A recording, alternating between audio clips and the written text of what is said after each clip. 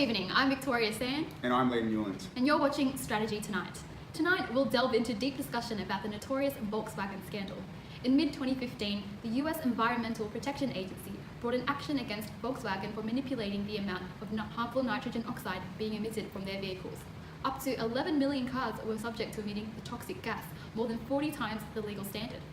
Volkswagen admitted to using a software called defeat devices to maneuver clean air tests, lessening the amount of nitrogen oxide being produced than actual. Joining us on the panel tonight to discuss this issue, we have Sophie Travers, Marketing Executive at Volkswagen, Adam Cotato, our Field Reporter, and Carmen Nguyen, Expert in Crisis Management. Welcome, you guys. Thanks for having Good to be here. Sophie, Volkswagen have committed a heinous white-collar crime and have received much backlash. What have been the major implications? Well, we can't understate what we did. As for personal health and safety repercussions, it is estimated that the excess emissions caused by our diesel cars have led to approximately 38,000 deaths worldwide in 2015. The emission of nitrogen oxide constitutes air pollution, and it has potential harm to harm people by causing heart problems, premature deaths, respiratory problems like asthma. Our scandal certainly compounded global warming and air pollution, which is already such a current affair today. I also note, Sophie, that from a shareholder's perspective, the scandal caused the stock price to fall by 33% in the 2 days following. At the end of August 2016, Volkswagen's share price remained 24% lower than the pre-scandal closing price. Yeah, that would be right. I am fully aware of this, and I have sourced a graph to illustrate this as well. Perfect. Well, you guys have discussed some extreme implications, but how about we cross over to Adam, our Field Reporter? Julian Concierge, a social study on morality impacts from Volkswagen's excess emission scandal in Germany, estimates 1,200 premature deaths in Europe, corresponding to 1,300 life years lost, and 1.9 billion euros in costs associated with these life years lost.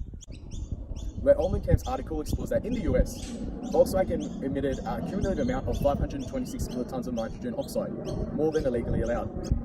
After the scandal, Volkswagen's profits went down by 20% in 2015, its first loss in 20 years. After setting aside a 16.2 billion euros in costs related to the scandal, Volkswagen branded cars have been the worst hit. Operating profits plunged to 73 million euros from a whopping 514 million euros in the year earlier. The repercussions of the scandal led to loss of jobs across the supply chain as a result of cost minimization to compensate for these fines, leaving the workers affected. Volkswagen was still making a profit, however, even though less than usual. Perhaps it showed that customers cared less about the emission scandal than expected when it broke, highlighting the social impact that maybe drivers cared more about compensation than the ethical dilemma itself. The question still remains, does this really make amends? How much does the value of human life cost? Thanks, Adam. Some interesting points you've got there. Volkswagen has certainly dug a deep hole for themselves. And well, moving on, I think we should give our panelists a little breather. We'll return after a short break. Moving up and down, side to side like a roller coaster.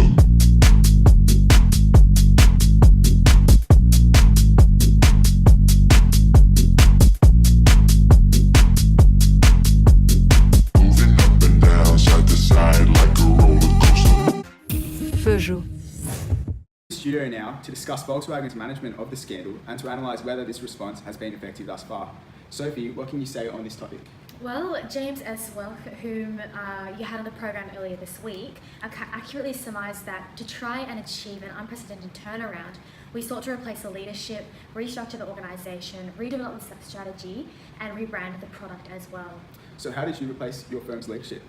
Well, the decision to replace our leadership is illustrated in the appointment of Matthias Müller as CEO, following the resignation of his predecessor, Martin Winterkorn, and in the immediate replacement of 7 of our leading 10 executives following the scandal. As noted by Mr. Welch, this decisive action helped remove the perception of mistrust that had been developed. What about restructuring? Well, in terms of restructuring, the quantity of executives that direct report to the CEO has halved. And with this reduced complexities, significantly lowering the capacity and temptation for certain arms of management to engage in cheating. Executive compensation was also decreased by 37%, representing a symbolic move for a company that had historically been denounced for overpaying and protecting executives at the shareholders' expense. And how have you redeveloped your brand? Well, we've also decided to redevelop and rebrand by shifting our focus towards enhancing its electric vehicle capabilities instead of the diesel technology that led to our scandal, as illustrated in our Transform 2025 strategy. Have your strategies been successful? Well, it is uncontroversial that in terms of sale performance, our response has been highly successful. Despite incurring reduced sales figures in the immediate aftermath of the scandal, we achieved record figures in 2017, with sales growing by 4.7%. That's true. However, your recovery has been less swift in other domains.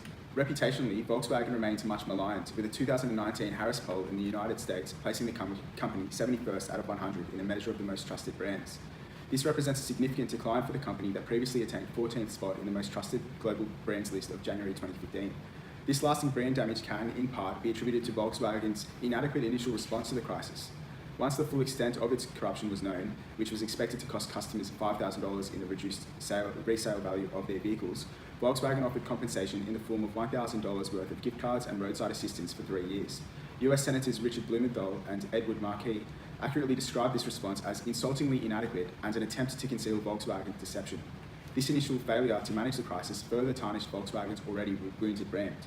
So in light of my view that Volkswagen still has a way to go to comprehensively recover, we cross now to Carmen in Berlin to discuss what Volkswagen can do to return to its former dominance. Thanks, Liam. Following the emission scandal, Volkswagen had abandoned the use of diesel engine vehicles for the US market, as well as conducting a restructure of the organization. This restructure led to 30,000 jobs being cut and saving the company more than $4 billion. The new chief executive, Yildiz, has considered on selling some businesses and transforming the multi-brand conglomerate into a slimmer company with stronger brands. This strategy may prove to be effective for the company, as they would be posting a bond. In case another scandal like this were to occur, Volkswagen would pay a bond to the European Commission's automotive industry, in which it would motivate regulators to be more stricter and thorough in their audits. Additionally, by slimming down the company, Volkswagen can also focus and improve on existing brands for better quality vehicles, rather than constantly generating vehicles with the idea of revenue. By doing this, they are also ensuring consumers that they are solely focusing on quality over quantity to gain back consumer trust. So, what Volkswagen can do to regain their reputation is to further develop not only on electric-powered vehicles, but also solar-powered vehicles. By doing this, they can gain back consumer trust that they have learned their lesson and that they do care about the environment. Additionally, if they follow up on their consideration of slimming down the company, consumers will believe that they are intent on improving the quality of their organization, as they would be concentrating their resources towards more environmental-friendly vehicles. Thank you, Carmen. You seem very optimistic about the future of Volkswagen. What do you guys think at home about the whole Volkswagen scandal? Can they reclaim their glory? Share your thoughts and join the discussion on our Facebook page, Strategy Tonight, or Twitter using the hashtag Strat2VW. That brings us to the end of our program. Join us next time when we talk about Uber safety issues in London. Thank you and good night.